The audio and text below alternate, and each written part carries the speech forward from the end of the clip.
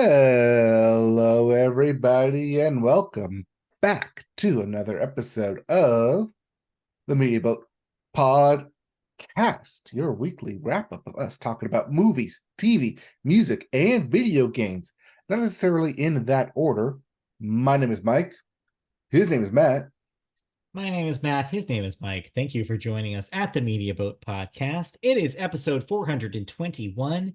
It is February, y'all, and February has come out swinging. Let me tell you, we have some stuff to get into today. So, yeah, let's hop right into it. Yep, we're going to start with the music section. We're going to start the music section with the Billboard. Start the Billboard with the Hot 100. And the hottest song in the land is... You sound like a snake sneezing. Yeah, that's what it is. Hiss by Megan Thee Stallion. Coming in at 2, Lovin' On Me by Jack Harlow. At 3, Cruel Summer by Taylor Swift. At 4, Lose Control by Teddy Swims. And rounding out your top 5, Greedy by Tate McRae. Everything went down and Hiss debuted at number 1. Yes, it did. As for your albums chart, your Billboard 200, at number 1 is One Thing at a Time by Morgan Wallen. Coming in at 2, American Dream by 21 Savage. At 3, 4, All the Dogs by Drake. At 4 is Stick Season by Noah Kahan. And rounding out your top 5, 1989, Taylor's Version by Taylor Swift.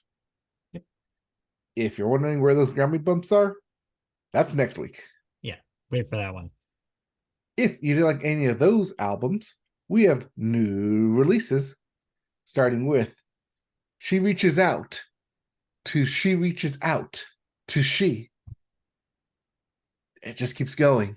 Yeah. By Chelsea Wolfe. We also have Harm's Way by Ducks Limited. Phaser by Helado Negro. Weird Faith by Maddie Diaz. Yes, that Maddie Diaz. And lastly, Venus by Zara Larson. Are you familiar with Maddie Diaz? Did she play Stagecoach? That name sounds very familiar. She may have been at a festival you saw. I love Maddie Diaz. I'm really excited for this record. Mm-hmm. She's got also a lot of Zara press Larson, lately. not that Larson. No, not that Larson. And also not that Larson. You should let now that the doctor is in her music expansion phase. You should let her know about the new Maddie Diaz record. I think she'd like her. Okay, we're gonna go with Maddie Diaz, but before we get to that, yes, we got to talk about the award show that happened 2 days ago. Yes, one of the big meteoric things that happened this week was the Grammys. Now, you're probably thinking, usually Grammy discourse isn't that crazy. Well, this year it exploded in a way that I haven't seen it explode in a very long time. Everybody seemed to have an opinion about the show itself, the winners in the show, who should have won, who shouldn't have won, what these people did at the show and didn't do.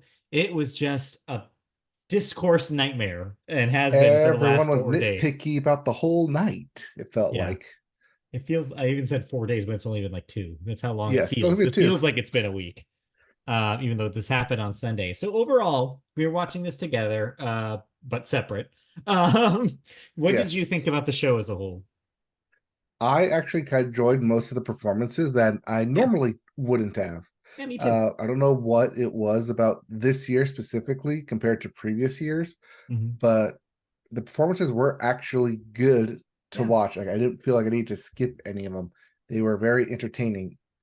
Even Luke Combs. They somehow, because just the fact that Tracy Chapman was there and being Tracy Chapman, it distracted everyone from the fact that Luke Combs was also on stage. That's the one that I keep like playing over in my head too. Right? It's also just a good song. Yeah. Yeah, of course. Everybody loves Fast Car. Yep. The other one was Dua Lipa in the steel cage being rolled around. Yeah. And then hey, SZA performed as well. Yeah, I mean, plenty of memorable performances. That SZA one was fun. Kind of her beating Hmm. up thugs in an alley, and Yep. of course, the moment that I think a lot of people came across like as kind of legendary Grammy moment. Joni Mitchell returning to the stage, age 80, delivering both sides now like no time has passed. It was just a beautiful moment. Everybody was just wrapped for like the whole time that that song was playing, and she was just it was just in awe. It was like we were all just in awe of her. Uh, it was kind of a crazy moment that you don't really get on modern Grammys, and it was cool to experience it. Hmm. Yeah, I mean, Miley Cyrus was good on it too. Olivia Rodrigo doing Vampire, Yeah, that was good. great. Just all the cuts to Taylor Swift singing to every song, just great. Not as many as the VMAs. Um, the cameraman, the camera people in this telecast were a little better, I think, than previous award shows have been. And plus, she brought a fan just in case she needed to say something and didn't want her lips to be read. That was like the first thing that happened. Is like Yeah. Catchwords is just over there, the fan covering everything. Yeah, I didn't even realize that until Christy pointed out. She was like, "Oh, I bet that's because people keep lip reading her." I'm just like, "Oh my God, I bet you're right." Hmm. She Because of the thinks of outfit. everything. Although people were also commenting on the outfit, Of course, of always. course, as they Of course do. they do. But So hey, awards were yeah, so given we go out. from the performances then to the winners. So we didn't exactly whiff it, but we weren't as good at predicting We them as we didn't thought with we it, but were. we also No. weren't with it. We got a lot of them big four wrong, is ultimately what happened. I think we underestimated Miley Cyrus's night, and we underestimated Billie Eilish's night. Well, we mentioned coming into it from the last podcast that, or was it the last podcast, or when the nominations came out, that Yeah. every one of the big four awards were previously Grammy winners, not just Hmm. nominated Grammy winners. So there was some precedent of who would they award it to, who would Yeah. be the top Grammy dog to get it all, and ultimately the answer was no one Yeah. because they gave out to everyone. Weirdly Uh, enough, the artist with the most Grammys was somebody that, surprise, surprise, was part of a group. Phoebe Bridgers came out of the night being the biggest winner of the night with four total Grammys, three from Boy Genius's wins, and one from the duet she did with SZA, which I don't think anybody saw that coming. no, So but now we as have, for the big four awards, yeah, Billie Eilish won for the Barbie song "What Was I Song of Made the Year. For" Yeah. for Song of the Year, which is for songwriting. Mm. Victoria Monet won for Best New Artist. Yeah. Miley Cyrus won for Record of the Year for Flowers. Mm. And then Taylor Swift won Album of the Year for Midnights, which I don't think she even expected to win. No, I don't think so. But it is, we'll talk more about Taylor later. But yeah, real briefly, this is a record, of course, as we talked about before. This is the fourth time she's won Album of the Year, which means she has now won more Album of the Year trophies than any other artist. She was tied with a few artists at three, and now with four, she has the record. No one else has done that. And so that's Fearless, 1989, Folklore, and now Midnights. Again, we'll get to Taylor a little bit more in a second. But before we move on to Taylor, I want to talk about Billy and uh, Miley's wins. So, ostensibly, Song of the Year is for songwriting. Do you think that the song writing in What Was I Made For is the best of the category here? Like, do you think it really earns this here? I don't, as a songwriting in like a vacuum, no. Mm. But I think because it's kind of a dual purpose of both for the Barbie film Uh, and for Billy's life of where it currently is, I think that's why that there's a lot of dual meanings within the songwriting, within the song itself, yeah, that I think might have tipped the scales, it could, intentional or yeah, not, it could have. as it Also, was written. Yeah. the ubiquity of the Barbie soundtrack probably helped a little bit. Also, that song really works well in the film. I Mhm. think for me, listening it outside of the movie, it loses some of that power for me. But in the context of the movie, it's extremely moving and it really, really works. So In the I context of wasn't, the music video, it works as well, yeah, but because that's true. it's made for it, pun intended. Ha, ha. Um, the other side, Flowers winning for Record of the Year. I do not get it. Help me out here because for the first time, actually, for the article that I did on the site, you can go to mediaboatpodcast.com to see this. But I listened to all of the Album of the Year nominees. And so that means I listened to the entirety of Miley Cyrus's Endless Summer Vacation. And I had only heard Flowers on the radio prior to this, so I hadn't really heard the production in like, a higher fidelity, you could say. After doing so, I don't get this win at all. It is barely produced. There's such a like a bare bones construction behind this song. The song is catchy, sure, I'll give it that, but for a production award, I feel like I'm missing something. I don't know what's going on. I'm not sure. Is this a less is more situation that you Maybe think? it feels Or is this like just, hey, we all like Miley Cyrus. We don't know when she's going to be yeah. nominated again. There's an argument that I saw this before the awards happened, that there's an argument some people are making is like, no, this is the opportunity for the Academy to give Miley, no pun intended, her flowers for her, career Mm-hmm. as opposed to just this song. But I don't know. And I wrote about a little bit of this in my write-up for the album, but Yeah, but like, we've seen similar like awards yeah, being they've given done in other award shows. similar things, but this is just this whole Miley era just feels very manufactured to me. And I know I'm gonna get in trouble because already I see a lot of people on the internet being like, "Oh no, this is great," but I don't get it. It feels like she made a record and made a song in order to get a Grammy, and it worked. That's how it feels to me. And yes, Miley Hive, get at me. You could yell at me all you want, but I don't get it. I don't get it. Also, I don't get why she felt like she needed to look like Tina Turner. The whole look Only on the red carpet, though. didn't. Yeah, none of it worked for me. I was just like, I Yeah, I have think she no had idea what she's 3 or 4 different like wardrobe changes over the Yeah. night. Yeah. And all the cavalier way she did the acceptance speeches rubbed me the wrong way. I don't know. It did the whole night I was thinking she feels too like performative. She feels like she's putting on an act here. I want it. Who is the real Miley Cyrus? Who knows? I can't tell I mean, it anymore. feels I have like no they idea. told her ahead of time you're gonna win the award, Or something. There was just like a calmness that bugged me. right? I don't know. I mean, you Maybe could you're say just. the same thing about Taylor, but again, I we'll would get say to Taylor. let's. I'll say, do you want to segue right now because Taylor had Yeah. the exact opposite reaction to Yeah. her wins. So, okay. So, yes, Taylor's win for album of the year is what is also kind of the spark that lit Okay, the wait, fire. It seems like, sorry, yeah, but before we get to the whole Taylor, I know I teed you up to go there, but yeah. before we do that, can we pivot real quick and talk about Jay-Z's award? That was weird, right? I feel like that Very was one of the weirdest moments of the night. They gave Jay-Z some sort of Dr. Dre, global which impact global award. impact thing, which one, why are we naming an award after Dr. Dre? And two, Who's not dead? also, one is alive, and two has some questionable allegations on his name. And then two, why are we giving it to Jay Z and not really explaining why we're giving it to Jay Z? Mm-hmm. And then yeah, then he took the opportunity of his speech to mostly talk about how he doesn't like the Grammys, including how they've snubbed Beyonce, his wife, of course, Mostly like for how he doesn't the like award shows in general yeah, because music is subjective. right. It just seemed it was a weird moment. So yeah, he spent a lot of time talking about how Beyonce should have won Album of the Year several times, and also made the statement that he doesn't believe that everybody in the category should be there.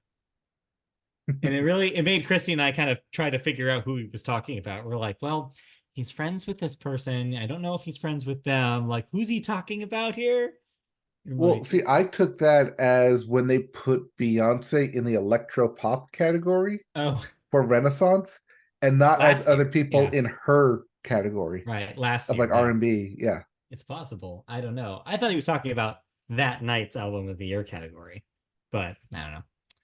Regardless, it was weird. It was awkward. His daughter, him and Beyonce's daughter, Blue Ivy, just kind of stood there and stared at him, which was kind of weird. Well, no. Blue Ivy was on stage. That's what Beyonce I'm stayed saying. down. No, that's what I'm saying. Is Blue Ivy was on stage, but also just kind of stood there and stared at him the whole time. Yeah. It was weird. Like, I Well, understand that what you the expect? She's like, it's my dad. yeah, but like this, I don't know. Just something weird about that whole thing. Okay, now let's talk about Taylor. So I guess if we're going in chronological order, she won for Best Pop Vocal Album for Yes. Midnight's first, before the big award later. That's when she announced her new record. Everybody, surprise, surprise! It's not Reputation Taylor's version. It's not even Debuts Taylor's version being announced next. It's It's not a her Taylor's version. 11th proper record, called The Tortured Poets Department. We'll come back to that. Yes. Before we talk about that, the album of the year win has really gotten the ball rolling. I think about it really brought out the anti-Taylor squad. All of a sudden, it's 2016 all over again, and it just took one award for this to happen. What do you think changed? For people to hate Taylor? Yeah, all of a sudden come out of the woodwork? Or do you think this is a boiling pot that finally boiled over with all the NFL stuff, with all the, like just being center of attention in every single like quadrant of culture? Do you think people are just fed up? I think like you said, it's 2016 all over again when Taylor was at a high of high after 1989, Yeah. and that people are just like, okay, we get it, you're successful. Can we move on? You're like, we get it, the Chiefs, you're successful. Can we move on? Yeah. And yeah, I think I it's think a it's just the circle. It's the circle of fame that what like you're at the high of high, and yeah. then all of a sudden you know it's gonna come crashing down, and you know low of low, and then you come right back up, you get high of high, and then you get low of low. You So never stay yeah, high for very long right. because there's only one tiny speck that is the highest of the loop before you go drop back down. Now, I want to be clear. We didn't obviously pick Midnights for our picks. We were hoping other albums would win. And yeah, so I get the people who are, trying to do this comparison game. Yeah, but didn't we award Midnight's album of the year Are, 2022 yes, when we it came did. out in October 2022? We did. That's true. But we're not So it was our awarding album that. of the year, Yeah. just not our Grammy pick Yeah. But for this year.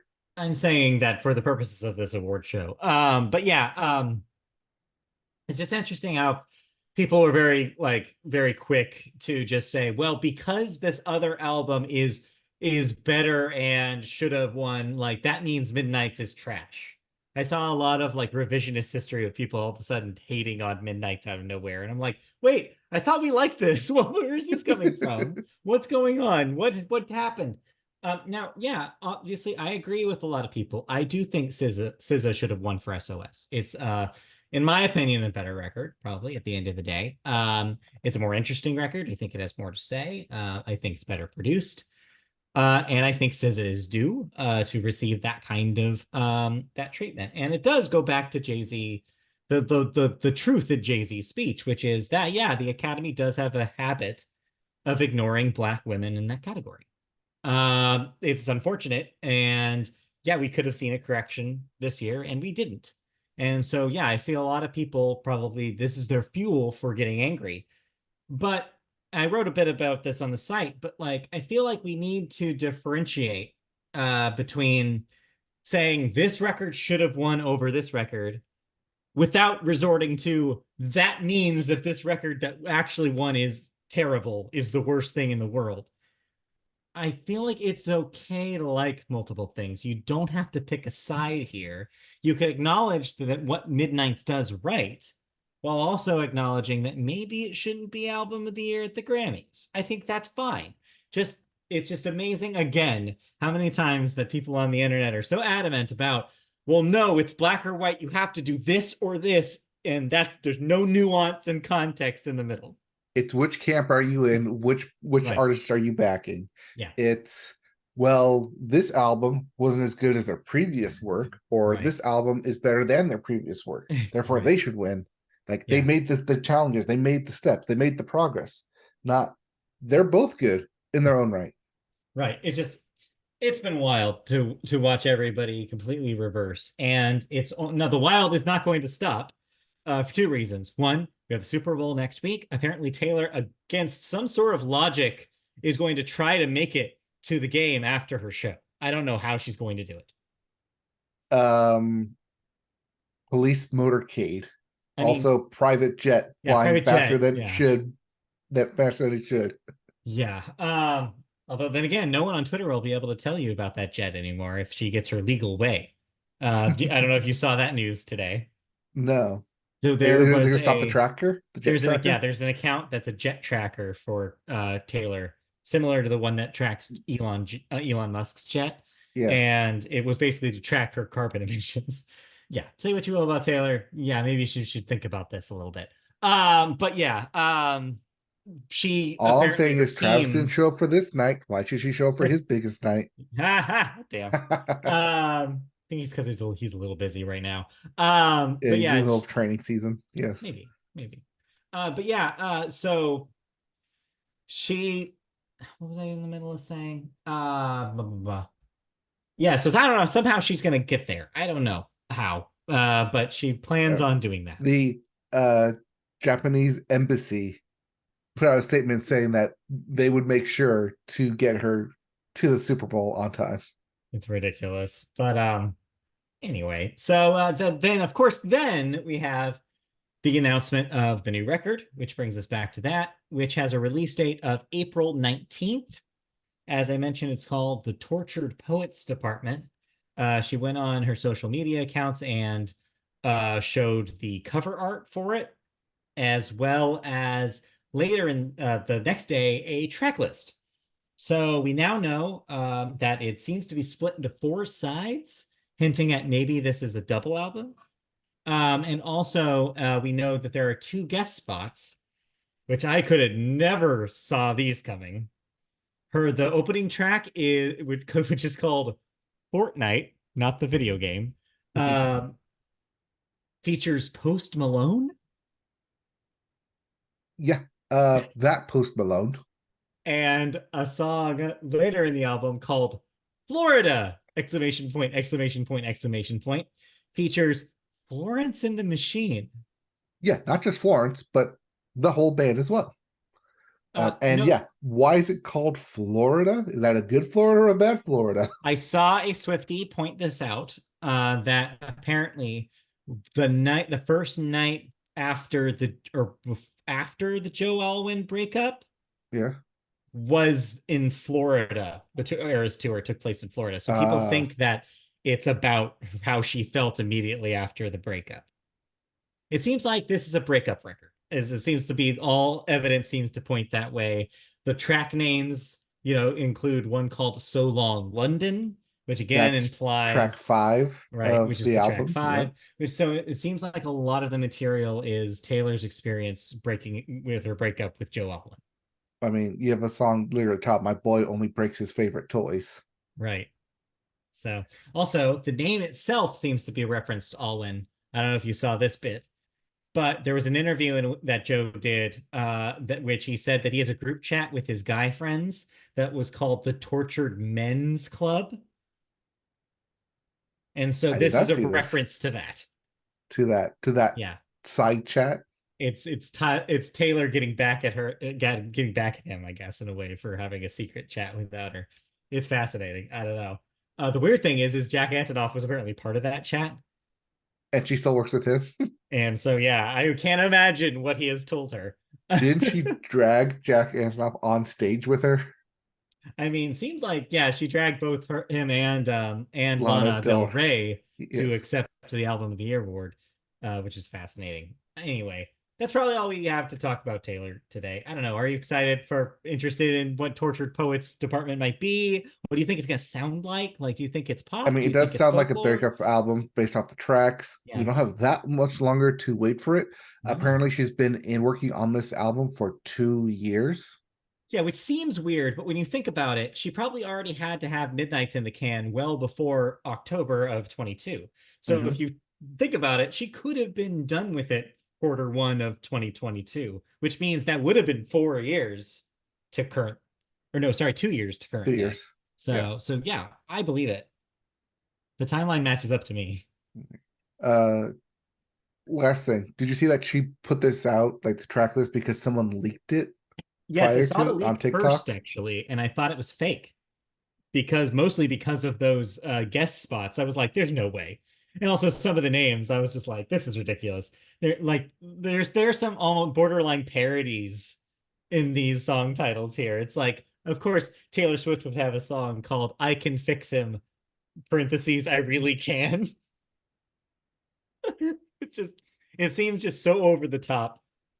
And I don't know. I don't know. We'll have to wait and see what this thing is. It's exciting. But that wasn't, I mean, yes. Do we declare this our album of the year already? I think it's too early to call.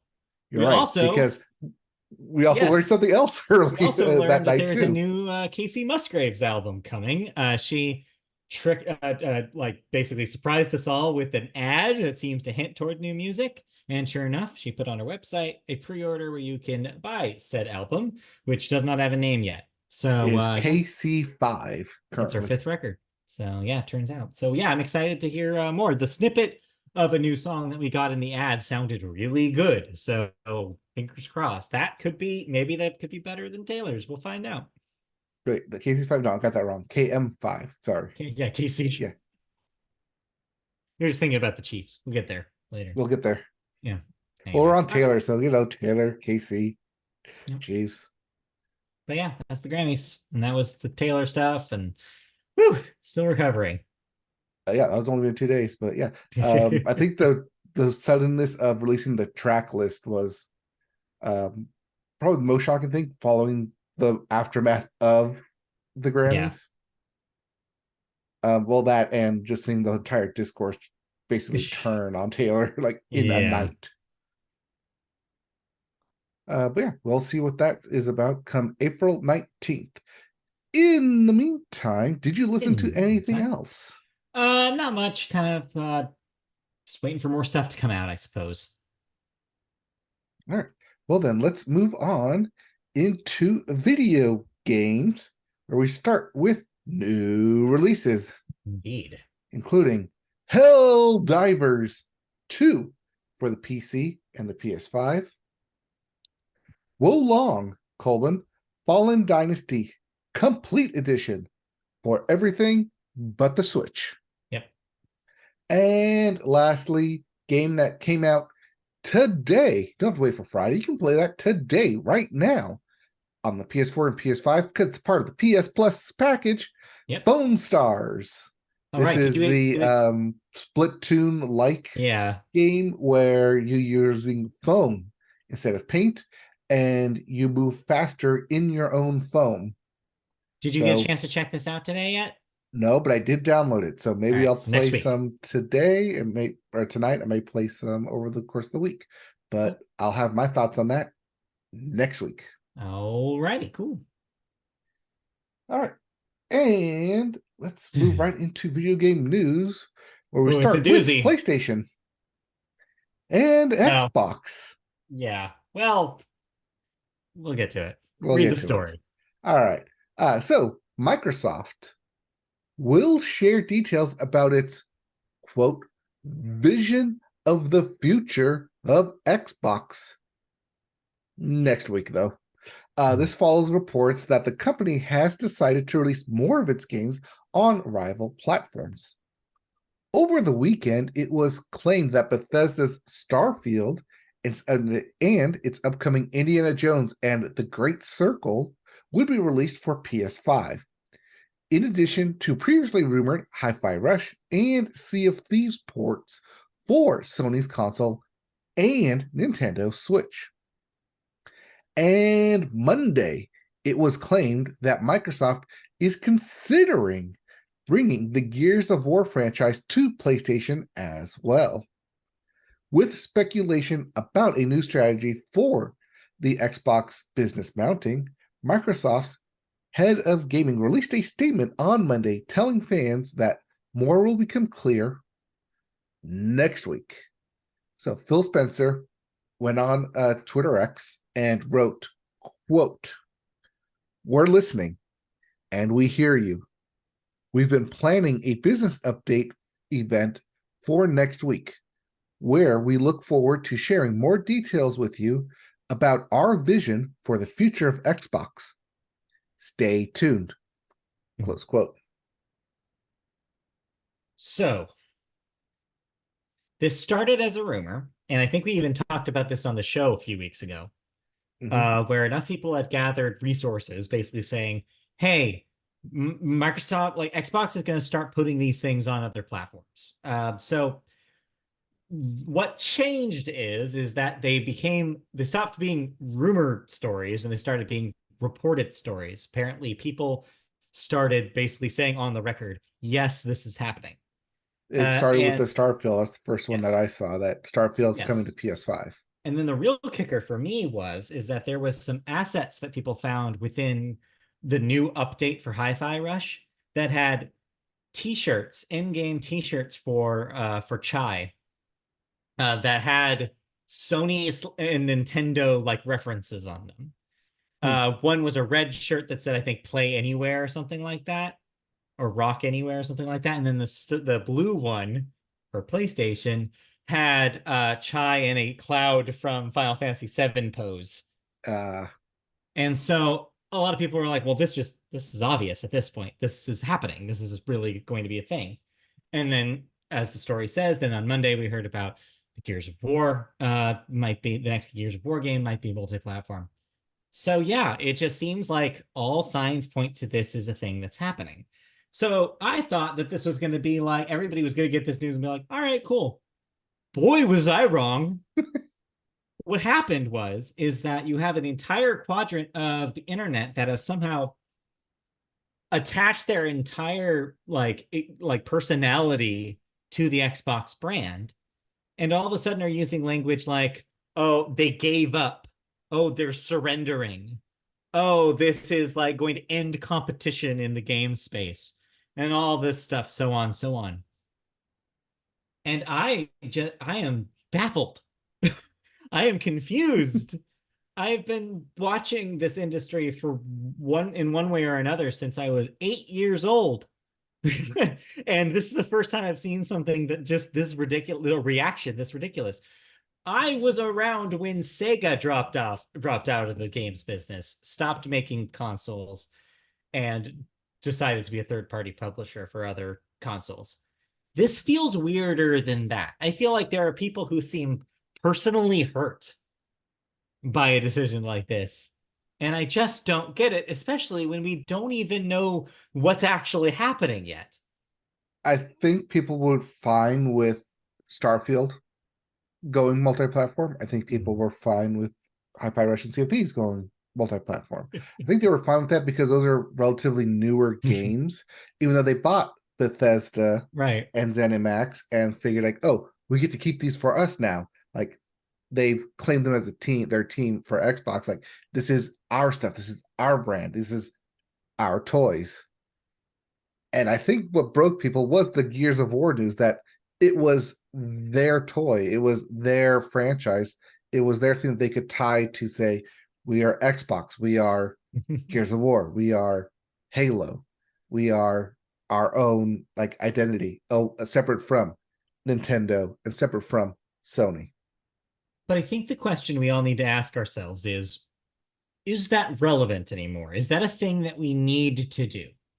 When you think about other For me, media and yeah, other for art me, forms, that kind of like discourse for me yeah. ended when Bungie became a Sony developer and like with like Destiny going straight to the PlayStation. I was like, oh, so and then well, it was that, and then it was also Activision and Crash Bandicoot no longer producing stuff for just the PlayStation and the Well, IP go for both. I was like, well, that happened a long time ago, is the yeah, I thing. know, I know. I'm not putting them on the same platform. I'm putting it as like oh, like the like little pops of like oh, like Yeah. this no longer matters. This no longer cares. Like it's no longer a tied entity. And then like the main dagger would be for when PlayStation Studios was announced and started doing PC ports. Mm-hmm. And it was like, Yeah. okay, so Sony just wants to put it on everything. Then they just want Right. the money. They don't care where it comes from. And that's the crazy thing Same to thing me with is that Xbox here, though. Yeah, I feel like we already had this conversation. It just Mhm. feels like this endless echo chamber, right? Where like every time a one of these console manufacturers say something like, "Oh, well, we're putting it on PCs to get to more users," or Microsoft saying, "We want to put Game Pass on every platform." This was always what was going to happen. This was what's going to this. So I always see where I trace this Microsoft decision back to is the Xbox One. So, they had the 360, they were riding Mhm. high. They had the best generation of their history so far with the 360. They kind of beat Sony at their own game, proved that the PlayStation 3 was flawed, and put out a system which was also flawed. In I fact, mean, coming off of the PlayStation 2, which is the best selling console of yeah, all time, right. yes, you're not going to reach those numbers again. But at the same time, though, they go into the Xbox One thinking that, oh, it's going to happen again. But they make the bets on the wrong things. They try to make Mhm. a multimedia box, but nobody wanted it. They scare everybody away, and all of a sudden they hand it back to Sony. And I think that Which that is is the big hell. domino. If It's you're also looking at it as hilarious to think about right now right, because right. we use consoles as multimedia boxes now. They were just ahead of the game there. Trust me, there's something that is a truth about Xbox's boxes ever since the one, which Yeah. is they've gotten all of this shit right, but they don't have the games to support it. The Mhm. boxes are always the best boxes in each of these generation, but Sony has just kicked their ass now two times, like twice in a row. They just can't figure it out. They can't get the games out fast enough. And so I see it as a domino effect where the big domino, where the tiny domino over here was the Xbox One. And then everything after that is leading towards this moment. If you, I don't understand. One of the reasons why I don't understand why people are so surprised by this is if you've been paying attention to anything Xbox as a division or Phil Spencer as a person has been saying for the last decade, this has been a long time coming. You've had so many quotes from Phil Spencer about we don't believe that these games should be tied to one platform anymore. We want Game Pass on every service. We believe in cloud streaming that you can do on your phone or your TV or anywhere. They have been cultivating a Xbox landscape that isn't based on the box. I remember people being kind of surprised when they announced the Series X and S because at the time people didn't even think that Microsoft was going to put out another box. People were convinced like, well, they don't need to anymore. They're going to put a under the TV streaming thing and you're just going to get it. The fact that the X and S even exist is kind of a weird miracle. So I'm not surprised at all by all this because this is the direction they've been going in for a while. They believe in the things that they're saying. They believe that their game should be for everybody, whoever wants to play them. And this is just them solidifying that as a corporate like mandate as opposed to just a suggestion. Of course, there's a big asterisk here. One, we don't know the extent of this deal. We don't know if this is going to be a case by case, game by game basis, or if this is going to be a sweeping everything under the Xbox Game Studios label goes on multiple platforms. We don't know the answer to that question. The other question we don't have the answer to is will they continue to manufacture the Xbox consoles? I personally think why not? It's a way where they can make basically the way they can pitch it is if you want the best Xbox experience with your Game Pass games, get our device. And this allows them to even do the Valve thing and say, we can license the Xbox interface to other things. I was even telling Christy earlier, I'm like, if they're smart, what they do is, hey, Samsung, let's make you a deal. Every Samsung Smart TV comes with the Xbox app. Boom, done. Stream your Xbox games from your Game Pass subscription on your smart TV. Bluetooth with the controller that you can buy. They're still selling hardware. They're Mhm. selling the Game Pass subscriptions, and more people can play their shit. This makes sense, and this goes hand in hand with the strategy where they put their games on PlayStation. Because PlayStation then gets to have these experience, but they can still market themselves as but your best experience with Xbox is on Game Pass. Sony won't let you have Game Pass, but will let you have Game Pass. Nothing changes for Xbox, I think, beyond the fact that you don't have to buy their $400 box if you've already bought Sony's. Right, because it's no longer Yeah. the one-time purchase of a console. It's, like you said, the subscription to Game Pass. It's the monthly deposit into their bank account. It's the billion-dollar money-making machine per month of, yes, you can have my $15, and I'll take your 15, I'll take your 15, I'll take your 15, I'll take your 15, I'll take your 15, I'll take your 15. And like, that's the way that Microsoft more or less prints its money on a monthly basis. So if I was a betting man, what I would say happens, which is a terrible habit to have, but go on. No, I couldn't be. But if I was, this meeting, I bet what they'd say is, yes, certain Xbox games studios titles will be released for multiple platforms going forward. 2, we're not going to stop making boxes. And 3, look forward to the iOS Game Pass app or game store as soon as we can get it out the door. I think that's what this is. I think this is them saying no longer is Xbox a brand for Xboxes and PCs. They're going to try to say Xbox is a brand for everybody. And they're going to relaunch the brand as something that everybody can interact with regardless of platform. That's what's going to happen. Do you think that they're going to do the non-Nintendo thing, where in the 80s and 90s, Nintendo put out a massive ad saying, not everything is a Nintendo? Yeah. Xbox is going to do the exact opposite and say, yes, put your Xbox on everything. Yes, 100%, 100%. You're right. That's what they should do, because and then just have everyone saying, hey, do you have the Xbox? Can you play Xbox? I'll be showing the Xbox. Like just from your phone to your computer to your TV to whatever console, doesn't matter. I want to play with you on Xbox. This has been their philosophy since the Kinect. Gaming is for everybody. And this is them finally doing it. I think they just realized, why are we fighting a battle against Sony that we lose so badly when we don't need to fight a battle at all? They figured it out. They had like the galaxy brain moment where they were like, well, why do we put so much effort into trying to best our competitor when we do not need to?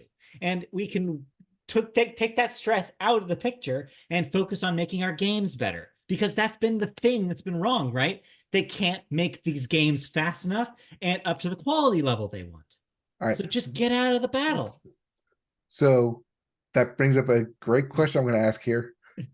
Which was the game that broke the Xbox back? I want to say it's Starfield. Honestly, I think it's the reaction to Starfield, the lukewarm reception. They probably looked at each other, because this was also after the Redfall debacle. Mm-hmm. The same year, they had to deal with both of these PR nightmares.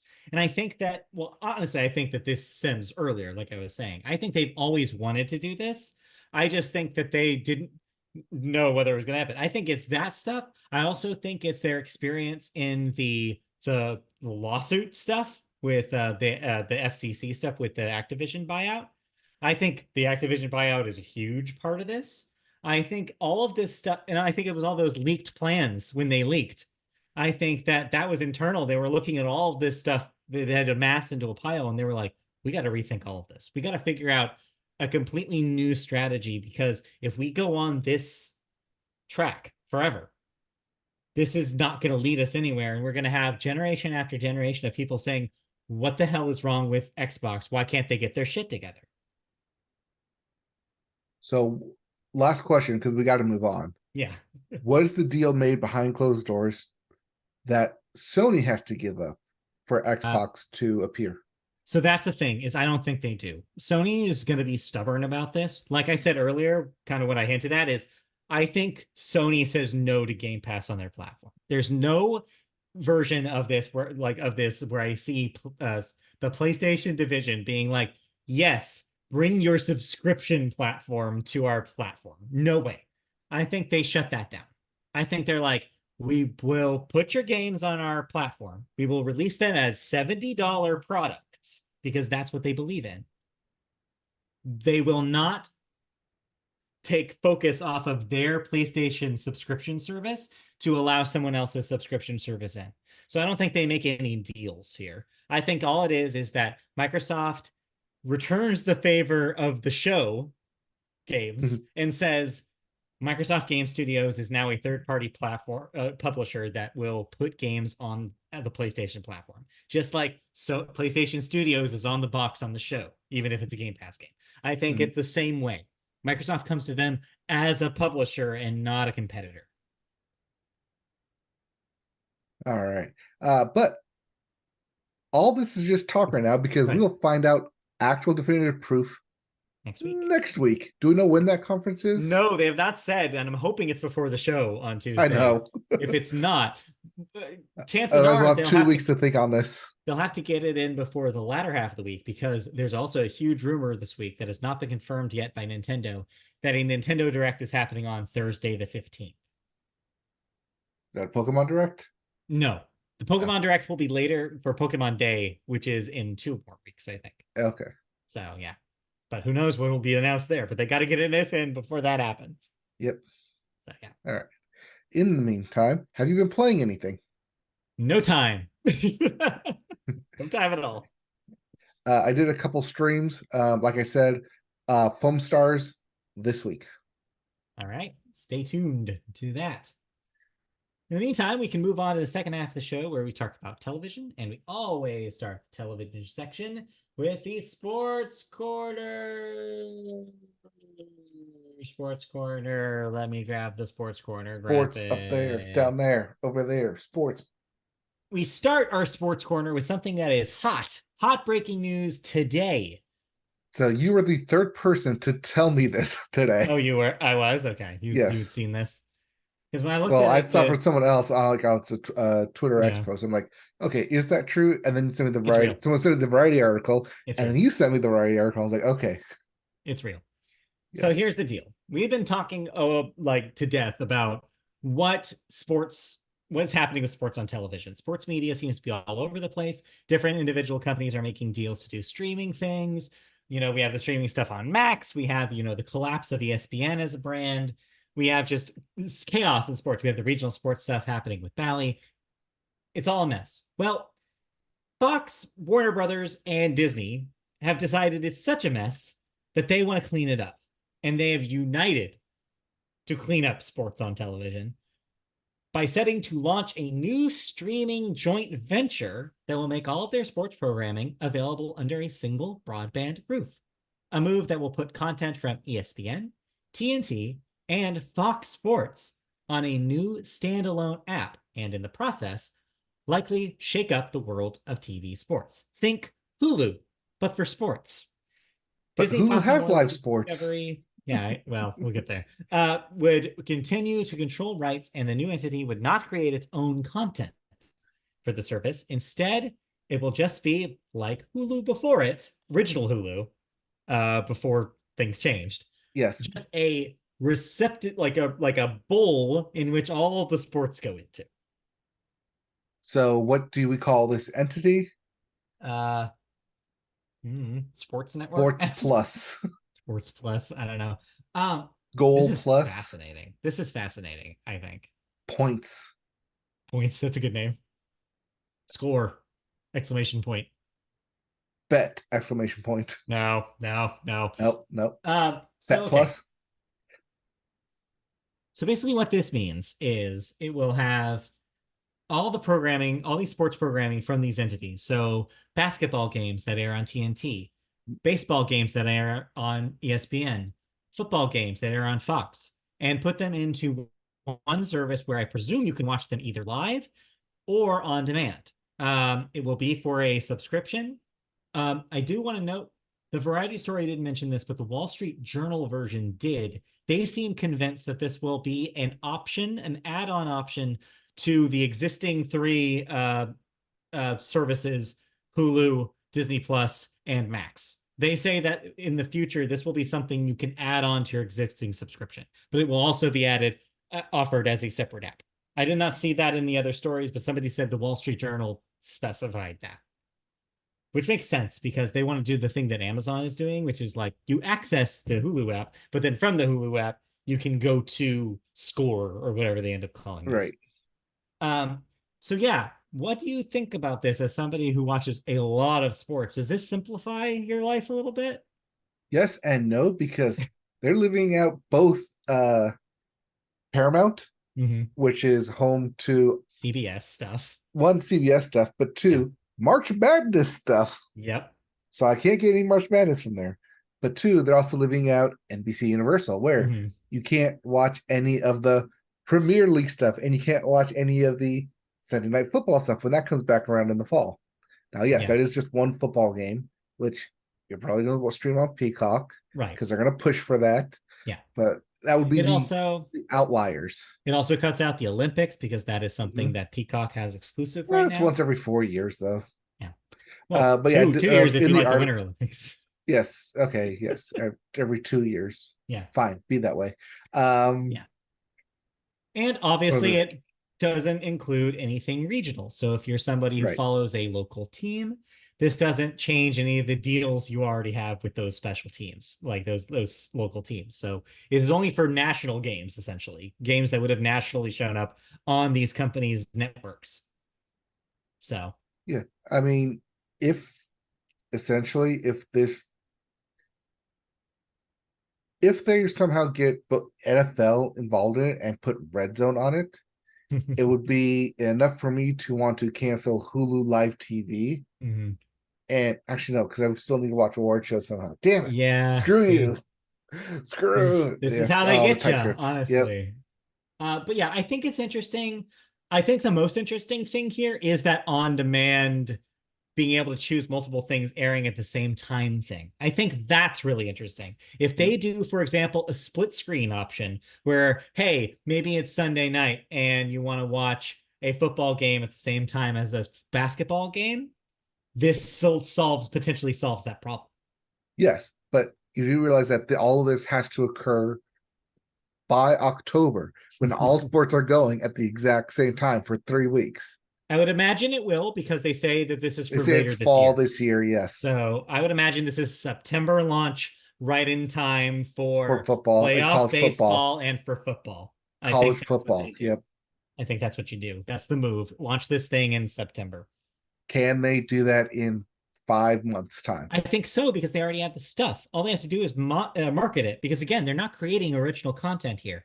They're just literally giving people an alternate. It's option. A licensing to watch it. Yes. So the last big burning question about this: how much will this cost? It seems like people think that it's going to be more than one of these streaming services, so potentially more than $20, but not as much as something like Red Zone, MLB TV, the exclusive streaming service, which is $70 itself for a year. So I saw 30 to 40 around. Yeah, I'd say $29.99. Put it at 30. Yeah. Hopefully they do a deal where like you get 3 years at a flat rate and just abuse the hell out of it. Would love for them to do some sort of bundle thing, and Disney should do this specifically, because they could make you a deal and be like, you get Score, Disney Plus, Hulu, and ESPN Bet for like whatever, $50 a month or something like that. They could do something like that. I'd sign up. Yeah. Now, so you put in Bet in there, ESPN Bet, because that's going to be a thing at some point. Well, that's going to be a thing. Two, as we've seen with all the betting ads, does Disney put up the like $250, $100, place $5, get $100 in bets thing that you see constantly as the incentive to get people to go to ESPN Bet? I imagine that that's the way that all this shit has been going. I think absolutely. I think this thing is covered with betting stuff, because it's the only way to recoup that investment. Like, I think in a lot of ways, to quickly recoup that investment, because people want to make those bets and people want to get rich by betting on sports. Yeah. They get rich quick because it's instant satisfaction, instant gratification. I guess that wasn't the last thing, because the real last thing I want to say is, it's interesting that we're talking about Bet here. Does this cannibalize what they were already planning to do with ESPN Bet? Or is ESPN Bet going to be such a different animal that this will not be the same thing? Because I think ESPN Plus becomes ESPN Bet. Well, that's what I'm saying, though. This is, becomes so that. So you think that they're going to go hard on like original content for Bet to differentiate it from whatever this thing is? I think so, because you do a lot of original content for a lot of both betting and fantasy sports. Yeah, I don't know. For There's a lot of all questions, sports. just like the Microsoft thing. There's a lot of questions here that we haven't answered. So we will Mm-hmm. keep an eye on this story as it develops. And as long as Disney keeps it on ESPN Plus Bet, that is out of this sole entity score, that's just streaming rights. Because as Yeah, that line says there, they will not create its own content for the original stuff. service. No We'll see. originals. Fascinating. All right, let's move on to the league headlines here. The NFL headline, of course, is that the NFC won the Pro Bowl again. No, sorry. The real headline is we know our Super Bowl matchup. It is the Kansas City Chiefs against the San Francisco 49ers, and that will be this Sunday. Yep, you get to watch it on all the networks of CBS, Paramount Plus, NFL Plus, and strictly for the kiddies, Nickelodeon. Yes, the Nickelodeon telecast will be all Nickelodeonified. So if you want to have that flavor to your Super Bowl, go for it. You can watch that. Or if you just really want to watch Nate Burleson instead of Tony Romo, go to Nickelodeon. Yeah, I guess so.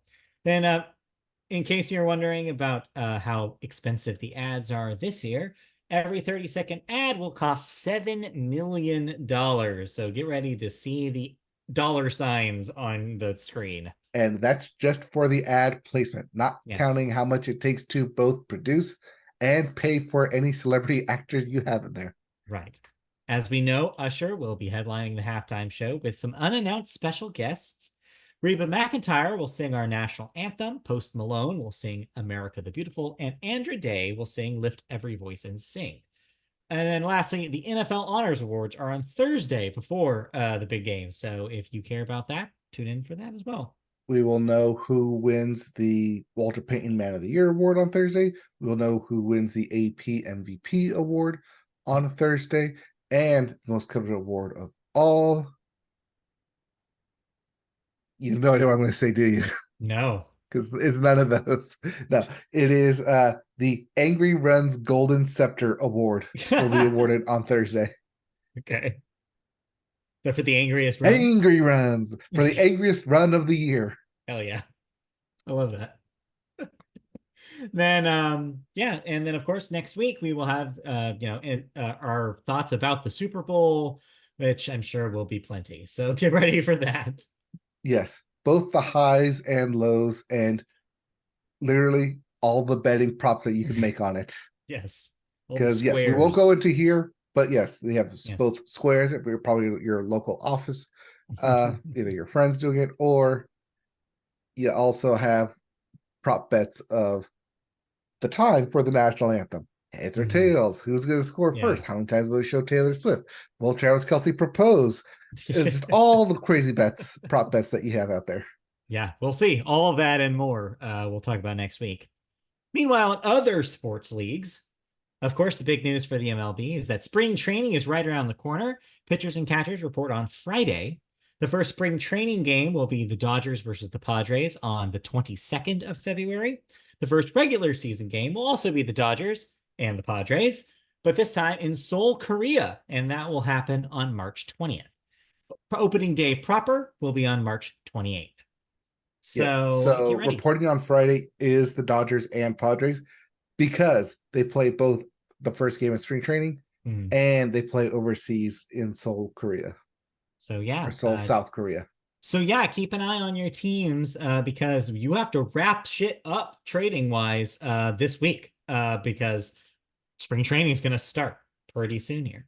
You also got to set those batting lineups, and looks like Ohtani's gonna be batting third. Yes, batting third in the lineup. And he says he will be there for the first game. Yep.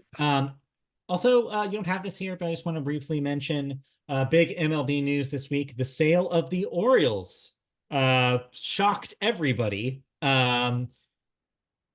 for I think some ridiculous amount of money, but I don't nobody saw it coming. They were sold to a private investment firm. And yeah, shocked the league in the process. Yeah, I did not see that. You didn't see this? Okay, I saw this. $1.75 billion sale. And they took advantage of that immediately by immediately making big deals. They got some big signing immediately after this news came out. So they are clearly not afraid to spend with making the Orioles an exciting team to watch in 2024. Which they were already an exciting team to watch, Right. as they're always a bubble team, and Yeah. even when they made the playoffs, they were exciting to watch. They might So, be even better this year. So prepare ooh, yourself. now they have money behind them. This has also sparked again the endless conversation about whether the Angels are going to do something similar. It seems like a rumor hit this week after the Orioles deal landed, where people are saying, oh, this is why the Angels haven't been spending money. This is because that they're going to secretly sell the team and surprise the world. Well, again, if they're going to do that, Artie's got to do it before Friday.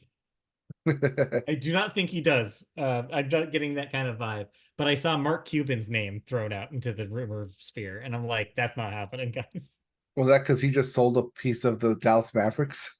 Yeah, and so everybody thinks it's like, oh, well, this is preparing for him to buy a big sports But team. he'd buy a Texas team. He'd buy the I know. uh, It doesn't well, make any probably sense. the Astros, but the Rangers most likely. Yeah, but that's not going to happen. I don't think Is it's going to Dallas. happen. I think we're destined to suffer through another team, another year with this team that we have. All right. Well, I So, don't want to think about that. What else yeah. happened? Let's move on to the NBA, which had their All-Star Weekend skills competition, slam dunk contest, 3-point contest, and celebrity game coming up soon. The celebrity game will take place on a full video LED court, which sounds fascinating to watch. The All-Star game itself will remain on a wooden one. I like Sounds that. fascinating until they start throwing ads everywhere. Oh, do you think it's just going to be a giant ad underneath them? How is You it think not they're going to going to? be a giant ad screen? Here's my question: are they going to play on top of a giant trailer for Madam Web? Don't be surprised if that's what happens. If they're doing 3-point shots, and all of a sudden in the key, you see a Yeah, trailer playing for Madam Web while he's yeah. trying to take a shot. Like, wow, made it from Dakota Johnson's nose. Anyways, so yeah, that's the big Yeah, NBA news. Get ready for All Star stuff. yes. The LED floor will not be for the actual All Star game. That will still be a wooden floor. Right. Um, this is just a promo for what could be. Not that this is coming to the NBA anytime soon. Although Steve Ballmer and the Clippers do have that new arena opening up this August. So Yeah, makes you think. if he wants more money, which I probably does, it's just a really good way to make more money in airspace. We'll see. We'll find out how they use that. Yep. All right. In the meantime, the NHL just had their All Star weekend. Their recap: Connor McDavid won the skill contest and won a $1 million payout. Congratulations. The All Star Congratulations. game was won by Team Justin Bieber with Austin Matthews, TML, The Toronto winning Maple Leafs. Yes, thank you.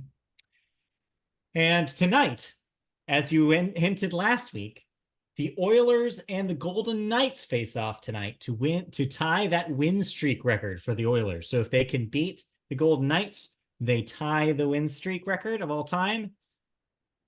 Correct. Yeah, they are one shy of tying the record.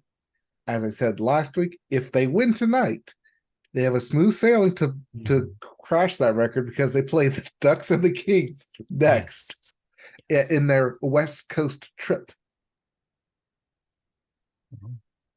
So it could happen, but it has to happen tonight to continue that streak.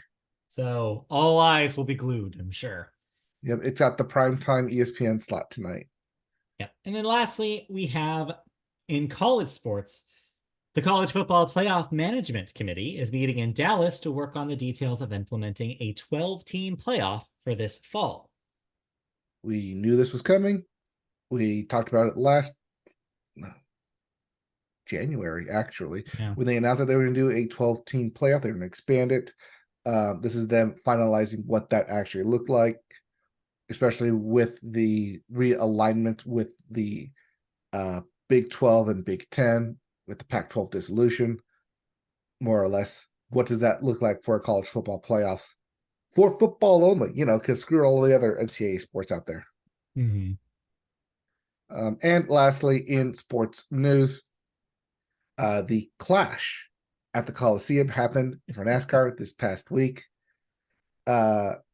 It actually happened on Saturday and on Sunday because of the impending rain downstorm Right. coming.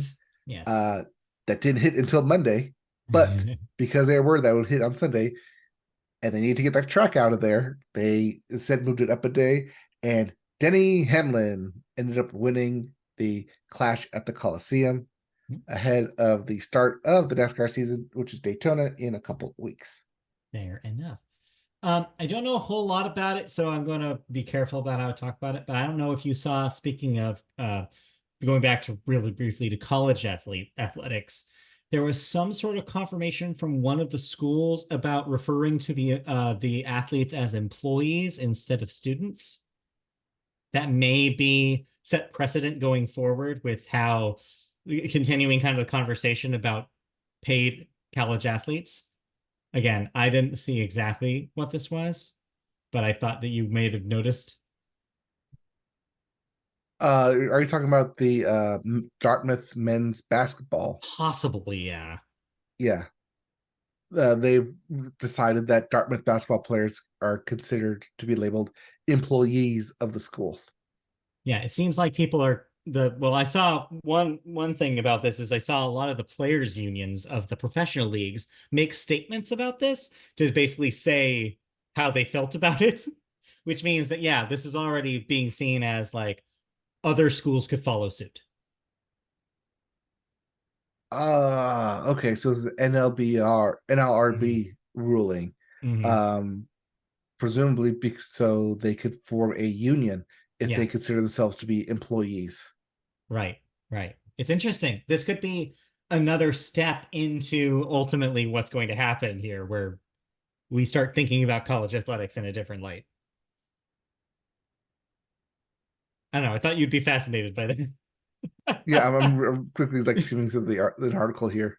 Yeah. Um, okay, so the players filed a petition seeking to be recognized as a union, Mhm. but you can't be recognized as a union if you're not considered an Unless, employee. So yes. for Dartmouth, they're saying yes, you are an employee. Therefore, if we could label you as an employee, then you can go forward as a union with a union. Yeah. You know what they should do? Should get all the basketball players together across all the colleges to form one giant national collegiate athletic union, Mhm. and then get the football players involved to also be part of this union. Then you get all the baseball players, all the water Mhm. polo players, all the Mhm. golf players, Mhm. all the athletic sports players to form a national collegiate athletic union and govern themselves and make a deal with the National Collegiate Athletic Association. They don't want to be associated with them. They want to be unionized under the association. And then, wait, hold on. Have I just created the NCAA all over again You might with have. extra steps? Yeah, you Yeah. just kind of, yeah. But no, obviously this is going to be like probably organization by organization. They're going to have to feel this out. But ultimately, I think this is part of this transition that we've already been seeing the seeds of, to just them getting paid. Because honestly, just let them get paid. Anyway, It's either get paid, pay them, or use the money that goes to these schools for the damn schools and not right. the coaches. Yes, You can't be an exactly. assistant coach and get paid way more Yeah. than anyone else in the school. Yeah. Ridiculous. Hopefully they figure that stuff out. Let's move on. Or, Any other salary sports? caps. Those Yeah. work, right? Oh, Maybe. no, because if you have a salary cap, then you have to say that you're a non-sport. Yeah. Okay, Yeah. where's that sports podcast we were talking about doing? Again, yeah, we should maybe talk about that. Anyways, if that's it for sports, we can officially move on to some television news. All right. Hey, you like Kunk? Like in my teeth? Well, if you liked Did not expect that, did no, I you? didn't expect that one. If you liked Kunk on Earth, the BBC production that premiered here on Netflix, then I've got good news for you. There will be more Kunk than ever before. BBC Two will be broadcasting Kunk's Quest for Meaning, a one-off 75-minute special in which Diane Morgan will reprise her role as Philomena Cunk to try to discover the meaning of life. Quote, following the global success of Kunk on Earth, pioneering documentary maker Philomena Cunk Diane Morgan, returns with her most ambitious quest to date, venturing right up to the universe and everything to find the definitive answer to the ultimate question, the meaning of life. End quote. Cunk's quest for meaning will debut on BBC Two and BBC iPlayer later this year, and on Netflix outside of the UK and Ireland. I am looking forward to this. I had fun watching Cunk on Earth. I liked the humor that was produced with it, both taking a jab at just documenting filmmaking in itself and the loose, weird connections that people often make when names kind of like are similar across history. It'd be like, wait, is this just this? No, they just happen to have the same name. There's nothing consistency about it. Or like this band took their name from this piece of history, but that's the only connection, not that the band made the history for it. Right. I haven't gotten to it. I haven't watched it yet, but I should eventually get to that one. It's that kind of humor though, so Yeah. it's a lot of like wordplay and stuff, and like quick hits and jabs. But yeah, I liked Cunk on Earth. I'm looking forward to this. I'm looking forward to possibly even more Cunk past this one-off special. But yeah, if you liked Cunk on Earth, 75 more minutes of Cunk coming to you. More Cunk. More Cunk than ever before. Let's move off of the Cunk, Get though. Cunked. Talk about some other television that you watched. So we both finished this one. Percy Jackson and the Olympians wrapped up its first season. The story told in the first book is over, and we're ready to move on to the other books. How'd you feel about how they landed this one? So coming into this, I didn't read the books. My only knowledge of Percy Jackson Olympians is from the movie Percy Jackson and the Lightning Thief. I think that's what it was called. I think that's what that was called. Because that's what the first book was called. Lightning Thief. Yes. So I think it was a slow rollout for me, but that's also because it's a TV series. That's also kind of why like I watched the first episode, wasn't that like into it, like waiting for it to get going. But after the first two episodes, they finally got out of camp and started on their quest and finally got going. I'm like, okay, I'm liking this. I'm liking where this is going. I don't think I would have liked it watching it as a weekly basis, waiting for new episodes to come out. I did like just waiting for it to just all appear at once and then binging it. I think that's more of my take on it, that it's more of a bingeable show than a week-to-week show, as some other shows out there that kind of more like feel for it than just binging. But as for the show itself, I like the production. I liked the graphics, and I did really like they took their time. That it felt more of a journey with it. I like the pacing more, and I can see once they got concluded where the movie took out a huge chunk that probably was in the books, but was kept in as part of the TV series. Yeah, it was interesting having Christy there with me watching this because she had just reread the book. And she was telling me all the little differences between the scenes and stuff. So yeah, I kind of got that experience as well. But yeah, I thought it was pretty good. I agree with you that I was mostly impressed with just the production value on this thing. It seems like they really budgeted correctly. And yeah, it looked fine. I didn't have any issues with how it looked. It didn't look too green screeny for me, even in the really green screeny finale.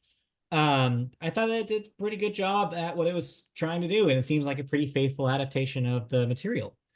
I actually did kind of enjoy doing it on a week-to-week basis, though, I will say. Having no context, it was just enough of a drip feed for me to be like, yeah, I'm ready to find out what happened. I am wondering about a couple questions about last week. Yeah, let's do it.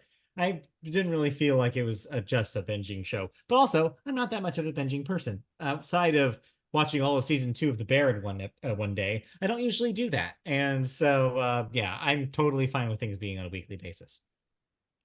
I think because I've been watching a lot of those like teen shows on Disney Plus, like Secret of Sulphur Springs, like the National Treasure show that came out, that and well, what's the one? The Dr. Kamealoha. That because several of those shows were here's like 4 episodes that you can binge on all at once. Here's the other 4 episodes. That I think that's why when I came to this, I was kind of in that mindset of, okay, I'm just gonna, like, it's a binge worthy show, not Yeah. episodic. I guess it just depends on how like you'd rather fit these shows into your schedule. Like whether or not you have the time to carve out for weekly shows, or if you just want to, I have the time right now, I need to watch as many of these kind of shotgun blast as I can. Yeah. Now, what I did appreciate is that it seems like they put in a lot of stuff from the future books sprinkled into here, into this season, be like, hey, we're gonna plant the seeds here because we want to get to it later. Right. Like like where is Pan? Like the mother-daughter Athena drama that's going on there as well. It's like we're gonna plant these seeds. We may get to them in the future. We'd like to get to them. I think they're there in the book. I don't know. I haven't read them, but at least like we'll plant them now, and so we can pay them off later. So I think I like that because the seeds are there in the books that they took the time and put them in here in the show as well. Yeah. So good news is that there is more to come. We will get future episodes of the show, presuming. I mean, there's no way that they don't, right? We don't get another season of this. Nothing has been confirmed, but Rick Riordan is behind it. So if he's up for another season, which I'm sure he is, I'm sure they'll do it. They got to film it fast though, because kids grow up fast. True. All right, let's move on. You also watched something about NASCAR called Full Speed. What is going on here? Yeah, so Netflix sports documentaries, NASCAR Full Speed covers the playoffs from the previous season. We watched it because we knew who won. It was not one of my favorite drivers, but one of Doctor's favorite drivers in Ryan Blaney who won. She was a Blaneyac and one of Blaney's ladies. Because we knew that he would win, we wanted to see the behind the scenes of it. And he wasn't in it for the first 2 episodes. We were like, what is going on? Because when they do these documentaries, they kind of pick 4 drivers that they want to focus on, or like who want to participate that they think might win the championship. But as it goes on, once they see the field actually starts to dwindle, then they kind of like go back and be like, okay, now that we know that this person's doing well, we need to focus on this person more. But it was very much a Denny Hamlin, speaking of Denny Hamlin, who just won, production, as he was firm and centered, not just because he was in the playoffs, but also because he was a racer and co-owner of 2311 racetrack team. His co-owner production with Michael Jordan, hence the 23 part, and he has the 11 car, hence the 11 part. And how he handles the first couple episodes are about how he handles being both a driver and an owner. Like, I want him to do good because he's my driver, but also I want to win the championship because I've never had one. So it's kind of like that dual stuff. But it's a quick 6 episodes, goes by fast. If you like NASCAR, watch it. It definitely got us hyped for the upcoming NASCAR season, which starts in 2 weeks at Daytona. So yeah, if you like NASCAR and or you like those Netflix sports documentaries, NASCAR Full Speed. All right, put that on the list there. Yep. Right, what else do we got going on here? You just added something quickly. You watched the first episode of Amazon's Mr. and Mrs. Smith. Yes, this premiered on Friday on the 2nd. I'll just be real brief about it because I've only watched the first episode. This is with Maya Erskine and Donald Glover, where they are spies? Question mark. Yes, right? Because they don't like flat out say that they're spies, but they work for a secret organization. And it's not like they work for, like in the movie, Mr. and Mrs. Smith, where there's one Jane organization and one John organization, and they just happen to be married to each other. No. Here, they know they work for the same organization. They basically kind of working like the Americans from FX tandem, where they know they're both spies. They're both in this together, both in the same company together, and they're both working to complete the same mission together. So people who are going into it expecting a movie version, Brad Pitt, Angelina Jolie, Mr. and Mrs. Smith version here. No, not going to get that. No, this not is the same setup. this is not the same thing. This is kind of like would be post that of we know that they're the same organization. We know they're going to get into some questionable hijinks. Kind of will they, won't they? Are they in this for the mission? Or are they in this for love? Kind of thing. Going forward. So first up, actually, I think I looked ahead. All episodes are up. All 8 episodes are up right now. You can binge it if you want. I only got through the first episode, so I'll probably have my full thoughts on it next week. All right. We'll look forward to that. Yeah, I saw the differences between the movie and this, and I was like, that seems like a weird choice, but maybe it's, I don't know, maybe it's to realign because they have to have like longer character arcs or something, like for a television series is, I don't know. Interesting nonetheless. All right. If that's all we've been watching, we already talked about the Grammys earlier, so we can skip that. Let's go right into cancellations and renewals. What am I no longer watching? I can't find the little thingy for this, so I'll just go straight to it. We're no longer watching Obliterated on Netflix because it was obliterated after just 1 season. You're also not watching Ratched on Netflix as well after 1 season because it's been canceled. By the way, that first season was 4 years ago. I don't know why it took them so long to make a decision about that. I'm not sure why either. I mean, COVID probably. Yeah, maybe, right? It's gotta be. Hijack on Apple TV Plus. Hijack. No, not Hijack. This is the Idris Elba. Right. I'm on a plane that got hijacked. Has been renewed. Apparently, yeah, he's gonna be on another plane that gets hijacked. Yeah, I guess so. Renewed for a 2nd season on Apple TV Plus, and then Keep Colin that from man Accounts. off planes. Right. Then Colin from Accounts on Paramount Plus will get a 2nd season as well. Then lastly, Dreaming Whilst Black will get a 2nd season on Showtime. Technically, Dreaming Whilst Black is a BBC show, but they just aired on Showtime here. Got it. We have a handful of deaths to get through, some really wild ones, rough ones this week too. Let's go through them. First, we have Mark Gustafson, age 64, was an animator on shows such as The PJs and Fantastic Mr. Fox. Also, the director of Guillermo del Toro's Pinocchio. Oscar winner back in 2022. Or Guillermo del Toro's Pinocchio. Yes. This is same thing with Tim Burton's Nightmare Before Christmas.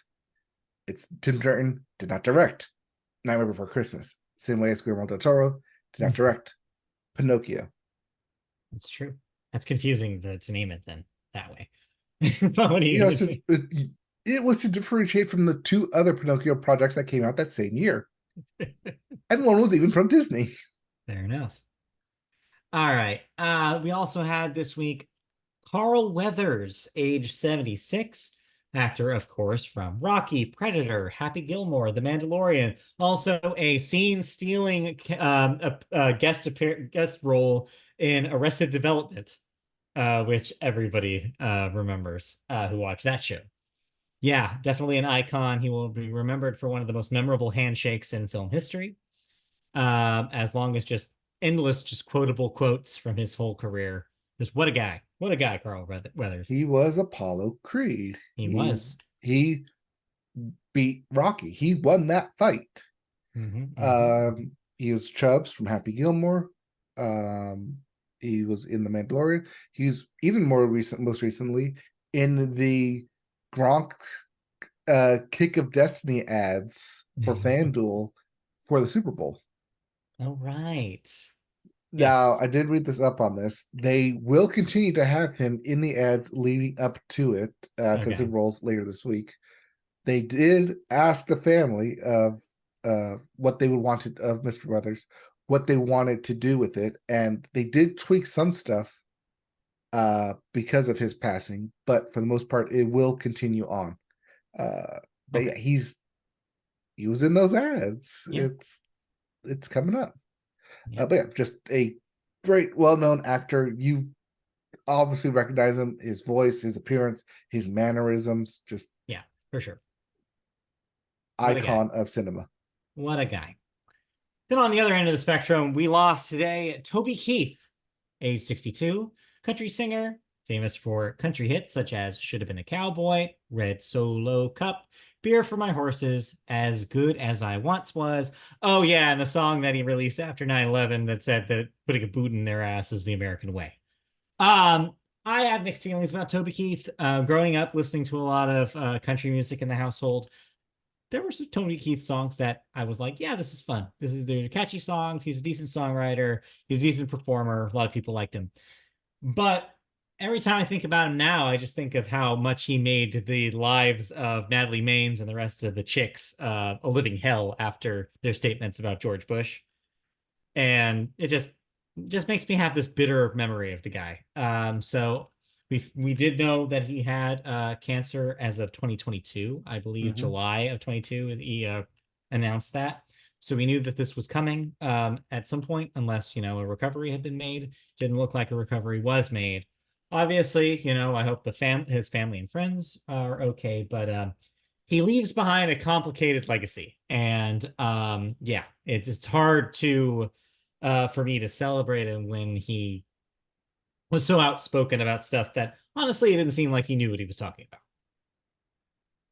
I mean, he was a country mega star, one of the very few that stretched not outside of the country genre itself. Absolutely, yeah. I mean, like you said, that was it the American Red, White, and Blue song post 9/11, Red Solo Cup, classic song, Beer for My Horses. Just a staple of the country music genre. For sure.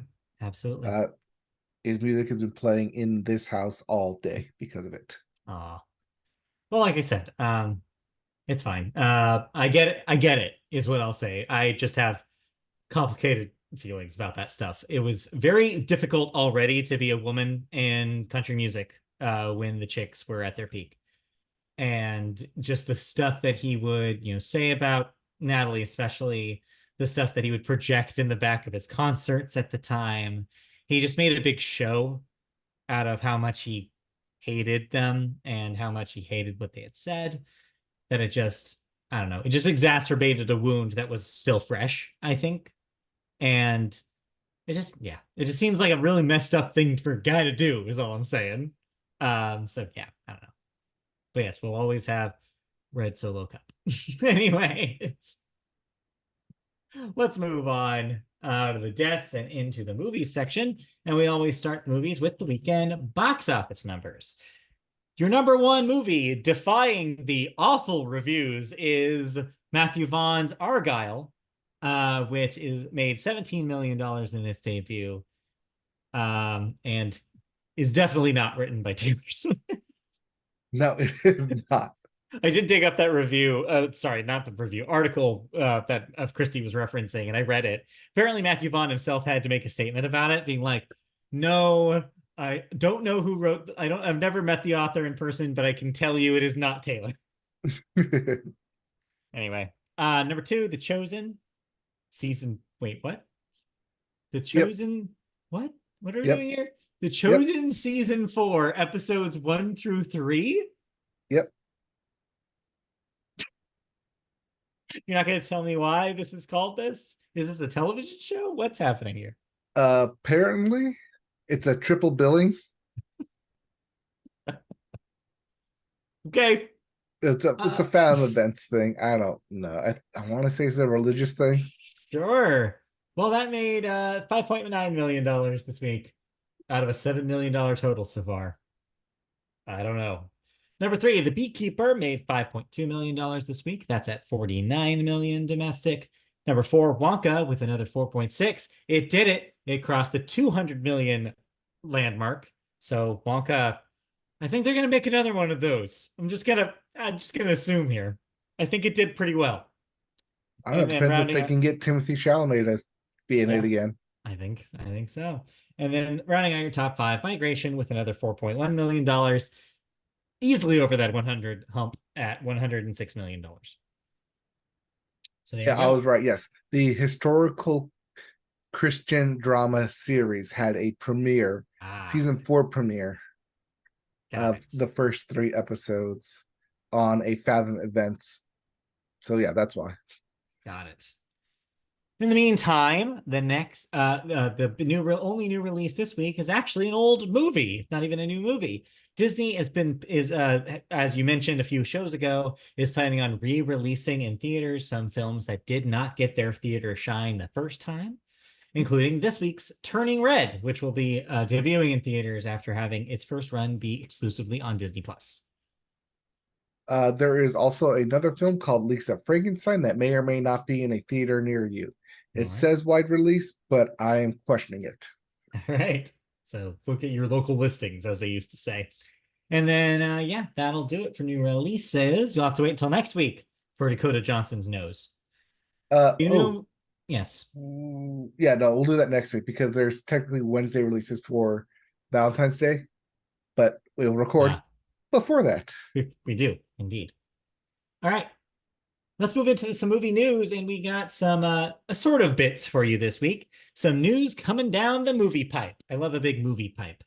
Sometimes, the movies are too thick, and the little pipes that they give you is not big enough. You need the big movie pipe to really suck in all the movie news. Hey, Bob Marley comes out next week. It's more like a movie hookah. Let's talk about movie stuff coming in the news this week. We start with Quinten Tarantino, who will be reuniting with Brad Pitt in the director's final film, The Movie Critic, though it seems unclear if Pitt will play the title character. Last time these two worked together, Pitt won Best Supporting Actor for 2019's Once Upon a Time in Hollywood after starring in the lead role before that of Inglourious Basterds. So makes sense that he's teaming up with Brad Pitt again. Seems to be a bit of a lucky charm for him. And yeah, interesting to see a movie about a movie critic. Fascinating angle to take, I think. Uh, from the brief synopsis that Tarantino gave a couple of years ago when he was talking about his final movie, it is set in the 1977 of a movie critic, apparently based off his own life, where he would read a porno mag, but not for the porn, for a movie critic's take on it. Aha, I see. Interesting. Because, all the best articles are in Yeah, porno mags. it's true.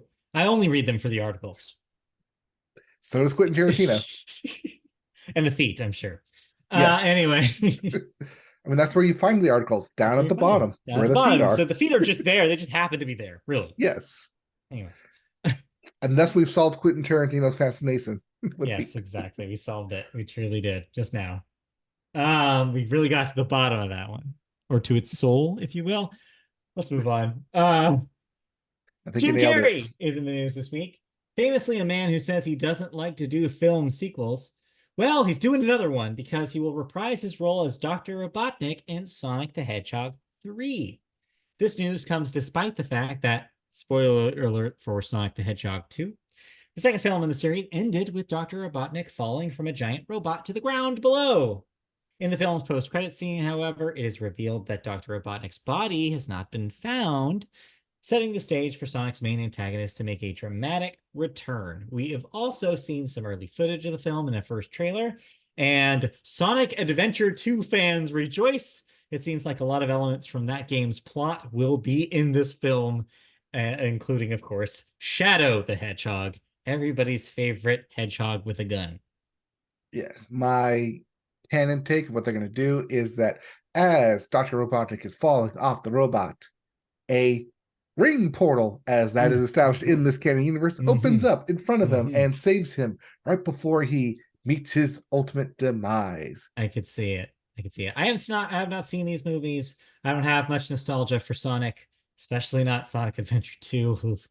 I don't think that game is very good. Again, just like the Miley fans come at me, I can take it. But I will say that apparently the little news bit I saw today that tickled me the most is the singer from the band Crush 40, famous for playing the song City Escape in the level of the same name that opens Sonic Adventure 2, seems to hint that the song is featured in some capacity in the film. So get ready, fans of Crush 40.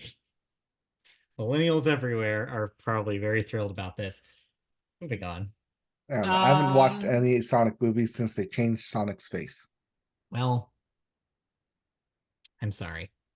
Let's move on. We already talked about Donald Glover a little bit when we talked about Mr. and Mrs. Smith, but he's back here confirming that the Community script for a film based on Community has been completed. It has been in the works since Peacock made the announcement that it existed back in 2022. So will we get the Community movie finally? We got 6, technically 7 seasons. Yeah. The movie has been written apparently and I guess approved by Peacock NBC executives to say, hey, you can go ahead with the script. And so they sent it out to the actors. So there you But yeah, go. Glover Again, on the red carpet for Mr. and Mrs. Smith yep. said yes, because he always gets asked about it, that the script has been completed. Not done, Happening. not working on it, completed. It's a go now. There you go. So look forward to that. Now can they afford Donald Glover's salary to reappear? Yeah, probably. I mean, if Yeah. he's creatively involved, he probably has to be in it. Yeah. The real question is do they pretend Chevy Chase doesn't exist? They should. Well, The they answer to that killed should Chevy be Chase off in the yeah. series. So We're done. Just don't even reference him. All right. Then the last thing in the bits here, we talked about Matthew Vaughn as his movie Argylle was #1 at the box office this week, despite its critical reception. Well, he's back in the news this week, working on and expanding the Kick-Ass franchise. Apparently, he's been working on this for quite a while here. There will be a new trilogy, starting with School Fight, releasing later this year, then Vram, which is currently being filmed, and ending with a new Kick-Ass movie in the main series. Who cares? So Kick-Ass itself came out 10, Yeah, 12 years ago, roughly. Yeah. roughly. So this new trilogy is both a sequel, but also a reboot, but also kind of a reinterpreting of that film and that series in a very meta-contextual way for this new trilogy. And what if I'm picking up the pieces that he's laying down for this breadcrumb, it's that some kid picks up and watches Kick-Ass, the movie that Matthew Vaughn directed, and says, hey, I want to stop being a bully, or I want to stop being bullied. And this kid did it in the movie, so I can do it. Thus, School Fight.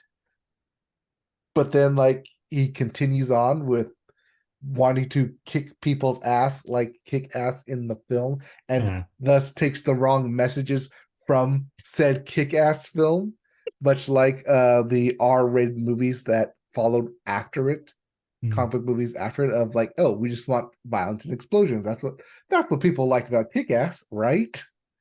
And so the meta contextual continues then with Rom ultimately ending in a kick ass movie. Not the movie will be kick ass, but title kick ass. The movie. I don't know. 2028 question mark. It seems like a lot of to do over a franchise that most people forgot even existed. Except Aaron Taylor Johnson. Yeah, but it's what really is happening here is just Matthew Vaughn just like sad that nothing else really has clicked for him outside of the Kingsman for a while.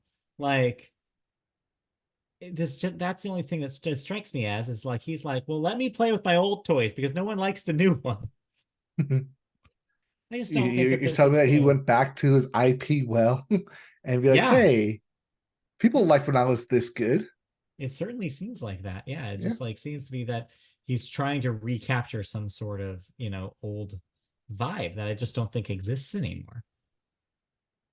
All right. We have some movies to talk about. We do. Talk about a packed show. Yeah, I'll be brief because we went long on a lot of other stuff. I'll be brief on mine as well. Yeah, so I want to know about Orion in the Dark first. I saw this on the streaming services and was curious about it, but did not pull the trigger on it. What's going on here? It's a Netflix show or movie. It's a weird movie because it plays fast and loose with its own story where it opens up as, "Hi, I'm Orion, and I'm afraid of the dark." Mm. Very bare bones. Like, okay, yes, we get it. Like, this is gonna be a story about a kid and overcoming his fear of the darkness. Cool. And then it gets weird because 30 minutes into the movie, it hard cuts out of the story it's telling. Mm. And actually, it's not a movie about Orion telling about how he's afraid of the dark. Mm. It's about a dad named Orion telling his daughter about how he conquered his fear of being in the dark. And so for the rest of the movie, one, you have to completely forget about what was established before that, because now you have to think about it in a new way. It's just this dad making up the story as he goes, but also that because he's making it up as he goes, everything coming after it is just utter chaotic bullshit of, don't think about it too hard. I'm literally making this story up as I go. Yeah. Ultimately, it end caps with sun and light defeating the darkness, and therefore you don't have to be afraid of the dark because it no longer exists. But then it gets to the consequences of, well, if there's only sun, then everyone's awake, and then everyone gets grumpy, and everyone gets angry because no one can sleep because there's always light, and darkness no longer exists. So it's like, oh, ultimately, we do need dark because we need to sleep because no one can sleep without darkness. So it ultimately comes to the story about like, oh, yes, you can be scared of the dark, but also the dark serves a good purpose. You can't always have light. There's a reason that they have a balance of the light and the darkness. It really flows between wanting to establish that that is the story it wants to tell, and also at times failing to get that across. Of, we're going to hammer you over the head with this, but also not be that subtle that we as we want to be. Mm. And the Yeah. weird tonal shift in the middle of it really like threw me for a loop of like, wait, did I miss something, that this was supposed to be a story of a dad telling to his child? Or am I just like, no, he's just completely making this up as we go. So it want it wants to play with like the movie storytelling tropes, but then also falls right back into movie storytelling tropes. It's like, Yeah. it's kind of like how DreamWorks does, where it's like, oh no, it's not like this movie that you've seen time and time again. It's something completely different, until we get to the end where it has to follow the tropes of everyone wins. Yeah. So is it like, is the rest of it worth checking out? Like, my taste on this stuff. It's a Is fun kids movie. Of yeah. you, if you have a kid who's is afraid of the dark, I think it's a fun movie for them to watch. To be like, hey, Yeah. there's nothing to be scared of. Right, yeah. But other Lesson than still that, works. yeah, it's a lesson movie. But Okay. yeah, less is more. Interesting. Okay. Speaking of less is more, I watched Best Picture nominee Past Lives, and I wish I could go longer on this, but I know I can't. I have 2 minutes. Just So wait what for me I to watch it then. yes. So what I will say is I recommend it. You should check this out. It's on Paramount Plus Showtime. Okay. So if you want to get like a 1 month subscription or a week trial, that's the best way to do it right now. I recommend that, especially maybe it'll make watching the Super Bowl easier. Hmm. AKA, I'm telling you, this is what we did. Okay. We watched, I got it for the Grammys, Super Bowl, and for Past Lives. For Anyway, your 1 week trial, right? right, exactly. So yeah, so we did that. But yeah, I wholeheartedly recommend it. It's a beautiful movie, great imagery, wonderful cinematography, a sweet script about about a very relatable thing about the kind of relationships that come in and out of your life. Like somebody you haven't seen for a while, you meet back up, you catch up, talk about what that meant to you, whether you still want to see this person again, that kind of thing. It's very touching. It's very sweet. It's very sad, but in a very good way. Absolute recommend. If I was to redo, if I'd seen this in 2023, it probably would have bested Barbie easily. Is Ooh, is where okay. I'm at with this thing. It's a beautiful movie. It's great. Well deserving of an Oscar nom then. I believe so, and I think this will be your original screenplay winner. Oh, okay. My call. All right. Calling it right now. But Well, unfortunately, while that's you do all the that, time we we will have. call it here. Yes, that's all the time we have today. So thank you for watching the Media Boat podcast today. We are going to be doing another show on Tuesday next week, but after that, the day may change. So watch next week's show to determine when our regular schedule will change. But in the meantime, next Tuesday, we'll be back on YouTube. Search YouTube for Media Boat Podcast for our channel there. Like, subscribe. Click the bell for notifications when new videos go live. You can also listen to us audio form in your ear holes if you subscribe to us on a podcast service such as Apple Podcasts, iHeartRadio, or Spotify. You can also find us website, MediaBoatPodcast.com. Twitch.tv/MediaBoat is where you can find Mike playing some Foam Stars coming up very soon. Boat at MediaBoatCast is what our handle is on Twitter/X. Blue Sky just opened up for everybody today. I got a personal account. I may sign us up for a MediaBoat account as well, maybe tomorrow. So that way we can finally get off X for good. So looking forward to that. It's a just very send cool. Just send an invite to the address. Well, there's you don't need invites anymore. You can just sign up. So okay. That's what I'm saying. That's why I got one today. So feel free to check it out. I really like it so far. It seems very clean and bot free.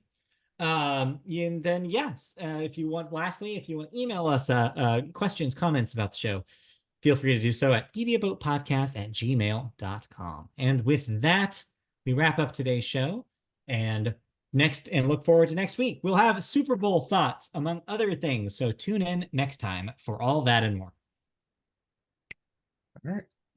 We'll be back with more news, more thoughts, maybe some more wrap up of Mr. and Mrs. Smith, and maybe we'll get into whatever Blue Sky is.